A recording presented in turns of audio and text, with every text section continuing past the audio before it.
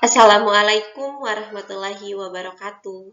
Pada kesempatan kali ini, kita akan membahas tuntas soal-soal CPNS khusus untuk TIU part yang pertama.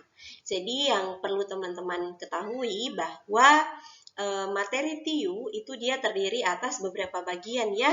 Ada yang berupa materi kemampuan verbal, ada yang berupa materi kemampuan numerik, ada pula yang berupa materi kemampuan figural. Nah, untuk kesempatan kali ini kita akan berfokus membahas soal-soal yang terkait dengan kemampuan verbal. Tipe soal pertama dari kemampuan verbal adalah soal padanan kata.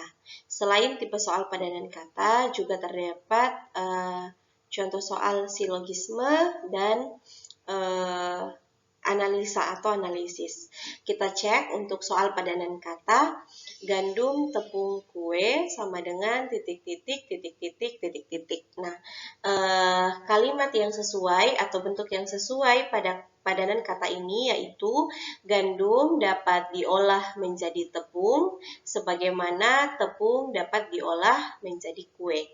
Dia itu sesuai dengan opsi yang bagian D. Padi dapat diolah menjadi beras, sebagaimana beras dapat diolah menjadi nasi. Jadi ketiganya itu adalah benda. Kalau yang bagian A, ini dia kurang tepat karena ada guru, dosen, dan pendidikan. Guru itu tidak bisa diolah menjadi dosen, dan seterusnya. Kemudian ada kacang, hijau, dan bubur. Nah, ini dia bukan sama-sama proses pengolahan ya. Kacang itu tidak bisa diolah menjadi hijau. Kemudian bagian C, dia juga tidak tepat karena bawang tidak bisa diolah menjadi seledri. Dan bagian E, kedelai dapat diolah menjadi tempe, dia betul pada bagian yang ini, tapi kurang tepat pada bagian akhirnya, karena bagian akhirnya dia sebut masak, sementara masak itu bukan olahan makanan, melainkan dia adalah proses mengolah makanan. Berikutnya untuk contoh nomor 2, buku, novel, detektif, bla bla bla bla bla bla bla bla bla. Kita cek di sini dia padanannya seperti ini. Salah satu jenis buku adalah novel dan salah satu cerita yang diangkat dalam novel adalah cerita detektif. Dia ini bisa sepadan dengan opsi yang bagian A. Salah satu jenis film adalah film aksi dan salah satu cerita yang diangkat dalam film aksi adalah agen rahasia. Yang bagian B itu dia salah karena meskipun salah satu jenis musik adalah musik dangdut, tapi genre itu bukan bagian dari musik dangdut, jadi dia kurang tepat. Berikutnya yang bagian C, film Korea romance. Nah, ini dia juga kurang tepat karena meskipun salah satu cerita yang diangkat dalam Korea itu dia adalah romantis, tapi biasanya di sini dia bukan berupa film, tapi berupa drama. Dan bagian D, buku fiksi ilmiah. Antara fiksi dengan ilmiah, ini dia adalah hal yang bertolak belakang. Seharusnya kalau fiksi itu dia adalah non-ilmiah. Kemudian bagian E, musik, pop, dangdut. Nah, pop dengan dangdut itu dia bukan satu kesatuan, melainkan dia adalah dua genre musik yang terpisah. Berikutnya, tipe soal yang kedua dari kemampuan verbal adalah kalimat seperti ini. Jadi kita disuruh mencari atau menghubungkan antara kalimat yang pertama dengan kalimat yang kedua. Jika musim kemarau, pohon jati akan meranggas. Saat pohon jati meranggas, sampah berserakan. Jadi kalimat pertamanya adalah jika musim ini dia bukan kemarin ya, tapi kemarau. Jika musim kemarau, pohon jati akan meranggas. Saat pohon jati meranggas, sampah berserakan. Maka simpulan yang tepat adalah saat musim kemarau, sampah berserakan. Jadi kita menghubungkan antara kalimat pertama dengan kalimat yang terakhir. Musim kemarau, kemudian sampah berserakan. Nah, yang kedua, Semua suku bangsa X berkulit coklat, berambut keriting, dan berbadan kurus. Jadi semua suku bangsa X, siapapun itu, kulitnya pasti berwarna coklat, rambutnya pasti keriting, dan badannya pasti kurus. Di sini dilihat Dodo berkulit hitam dan berambut keriting. Kesimpulan yang tepat adalah yang mana? Nah, dari sini kalau kita lihat, Dodo dia memiliki ciri-ciri yang berbeda dengan yang disebutkan. Kenapa? Karena meskipun rambutnya keriting, tapi kulitnya tidak hitam. Berarti Dodo tidak memenuhi seluruh persyaratan. Maka bisa kita jawab atau bisa kita katakan bahwa Dodo bukan suku bangsa X. Jadi dia jawabannya yang tepat adalah yang C. Dodo bukan suku bangsa X. Bagian A ini salah karena Dodo pasti suku bangsa X. Ini dia salah karena Dodo tidak memenuhi persyaratan untuk menjadi bagian dari suku bangsa X. Bagian B dia salah karena tiba-tiba muncul suku bangsa Y di sini, padahal sebelumnya di soal tidak terdapat suku bangsa Y. Kemudian bagian D, Dodo keturunan suku bangsa X, itu juga tidak tepat karena tidak sesuai dengan ciri-ciri. Kemudian Dodo memiliki ayah bersuku bangsa X, ini dia juga tidak tepat karena dari awal soal itu tidak dibahas tentang ayahnya Dodo. Jadi jawabannya yang tepat yang C. Soal berikutnya, ini dia adalah tipe soal yang ketiga dari contoh soal kemampuan verbal. Dia adalah contoh soal analisa. Di dalam perguruan tinggi negeri, tiap-tiap mahasiswa diwajibkan menjadwal 8 mata kuliah, yaitu A, B, C, D, E, F, G, dan H. Semua mahasiswa mengambil satu mata kuliah secara berurutan per semesternya, dan tidak ada mata kuliah yang diambil ulang. Jadwal ke-8 mata kuliah itu dibatasi oleh beberapa hal berikut. H selalu diambil di semester pertama. A selalu diambil segera setelah mata kuliah B. C harus diambil sebelum mata kuliah A. D dan G harus dipisahkan oleh 2 semester yang berurutan. Urutan mata kuliah yang memenuhi persyaratan di atas untuk di program mahasiswa dari semester 3 sampai semester 6 adalah berapa? Nah, bisa kita cek ya. Jadi semesternya 1, 2, 3, 4, 5, 6, 7, 8. Kita cek kalimat pertama dari soal, H selalu diambil di semester pertama. Maka karena di sini pertanyaannya adalah semester 3 sampai semester 6, bisa kita pastikan bahwa yang ada H di opsi itu pasti salah. Maka yang bagian A-nya ini bisa dipastikan dia salah. Berikutnya, kalimat berikutnya, A selalu diambil segera setelah mata kuliah B. Segera itu menunjukkan bahwa B dengan A itu dia selalu berdekatan. Maka jika ada opsi yang B dan A-nya itu saling berjauhan, maka dia pasti salah. Misalnya yang bagian B ini. Kenapa? Karena B dan A-nya itu dia dipisahkan oleh huruf D. Berikutnya, C harus diambil sebelum mata kuliah A. Berarti harus ada C dulu, baru ada A. Jadi yang opsi bagian E ini kemungkinannya betul. Berikutnya, D dan G harus dipisahkan oleh 2 semester yang berurutan. Berarti D dan G itu tidak boleh berdekatan. Jadi yang E ini dia juga salah, karena G dan D-nya dia berdekatan. Jadi kemungkinan yang betul dari opsi itu adalah yang C atau yang D. Nah, sekarang kita cek mana yang paling sesuai. Di sini B dan A harus berdekatan, berarti di sini yang betul adalah yang C. Jadi jawaban dari soalnya adalah yang C. Soal berikutnya. Contoh soal nomor 6. Ini dia masih contoh soal analisis seperti tadi. Suatu keluarga mempunyai 4 orang anak yang bergelar sarjana. Ada anak pertama, kedua, ketiga, dan keempat berarti. A memperoleh gelar sarjana sesudah C. B menjadi sarjana sebelum D dan bersamaan dengan A. Siapakah yang menjadi sarjana paling awal? Di sini katanya A memperoleh gelar sarjana sesudah C. Berarti kan urutannya C dulu baru A. Berikutnya B menjadi sarjana sebelum D dan bersamaan dengan A.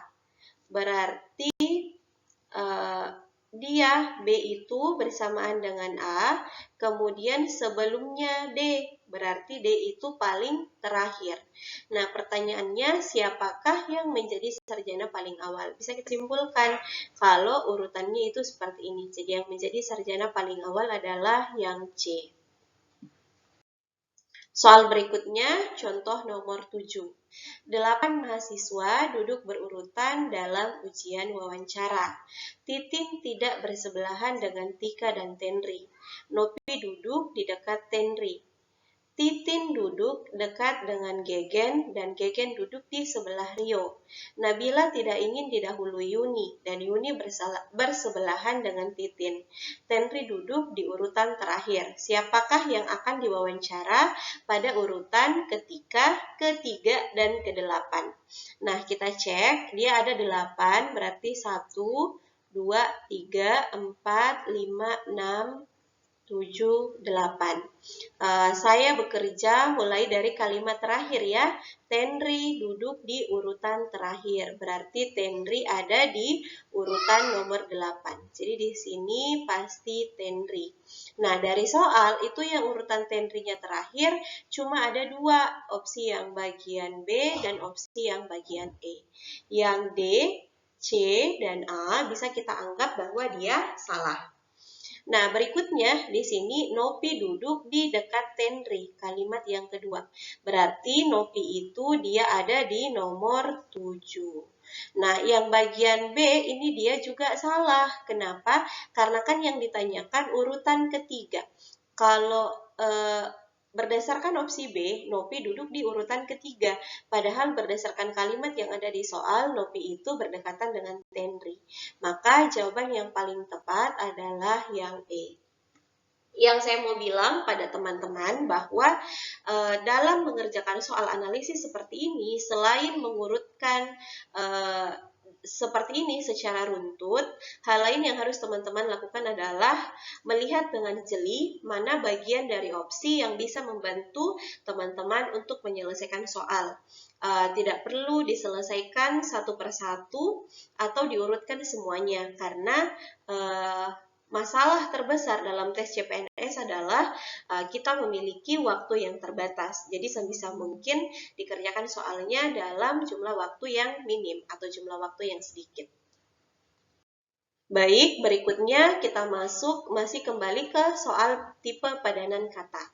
Patologi penyakit sama dengan titik-titik. Nah, kalimat dari soal ini adalah patologi adalah ilmu yang mempelajari tentang penyakit. Jadi kita mau mencari antara nama ilmunya, kemudian bidang yang dipelajari. Nah, yang betul dari soal itu dia adalah antropologi, adalah ilmu yang mempelajari tentang fosil. Jadi dia yang tepat adalah yang E. Meteorologi itu dia bukan ilmu yang mempelajari tentang cuaca ya, tapi dia mempelajari tentang meteor atau benda-benda luar angkasa. Kemudian pedagogik, dia bukan nama keilmuan. Kemudian astronomi itu dia tidak berhubungan dengan fisika. Jadi astronomi beda sendiri, fisika beda sendiri. Berikutnya yang contoh soal nomor 8 berarti 9 ya. Masyarakat skeptis menolak. Nah, kalimatnya itu skeptis ini dia sama dengan ragu-ragu. Jadi kalimatnya kurang lebih seperti ini. Jika masyarakat merasa ragu-ragu, maka masyarakat akan menolak. Dia sepadan dengan bagian C. Jika konsumen merasa tertarik, maka konsumen akan membeli. Jadi dia orang, kemudian bagaimana perasaannya, kemudian langkah yang diambil. Yang bagian A ini kurang tepat karena mahasiswa, kemudian skripsi. Skripsi ini dia bukan perasaan ya, tapi dia benda. Berikutnya DPR, kebijakan demo. Nah, kebijakan ini dia juga bukan perasaan, tetapi kebijakan ini adalah sebuah benda atau kebijakan itu bisa sama dengan aturan. Berarti dia ini berbeda. Kemudian pegawai bekerja keras. Kerja keras ini dia adalah perilaku. Kemudian prihatin itu dia bukan perilaku yang diambil, tapi prihatin itu dia adalah perasaan. Kemudian di sini bukan proyek tapi proyek. Dosen proyek, proyek itu dia juga berupa benda, berarti dia bukan perasaan. Jadi yang paling tepat adalah yang opsi bagian C.